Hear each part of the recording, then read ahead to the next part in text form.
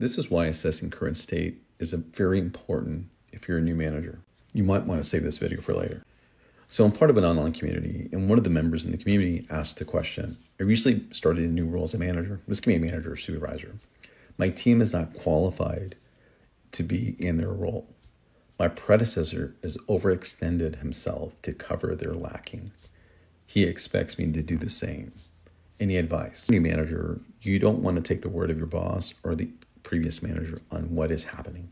You have to do your due diligence to assess the current state of what's actually happening. Then you can develop some fair solutions. In this example, what she's struggling with is the skill sets meeting the current demand. So does she have the right skill sets? You can use a skill flex matrix to understand the gaps in your skills within your team. Then the next thing is, what is the volume of work, right? So you have to understand that depending on the volume of work, you have to have certain skill sets to meet that.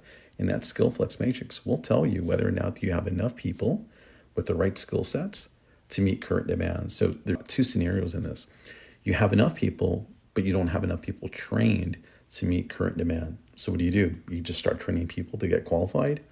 Then that should reduce the delta between completing the work. The second scenario is that you have enough people and everyone's trained on the specific skill sets, but you don't have enough people to do the work. That's a resource load scenario where you have to develop reasonable expectations of the work, create a resource load that tells you exactly how many hours you need to finish the volume of work. My recommendation is also to align with your manager, because your manager has to know that this is the answer, because your role as a manager or supervisor is not to do the work. What was happening is you have to align with your manager.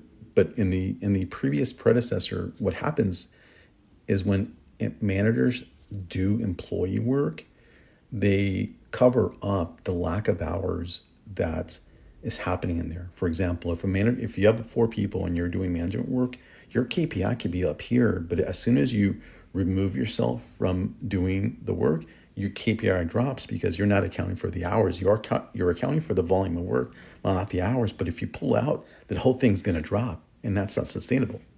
So the moral of the story is assess current state.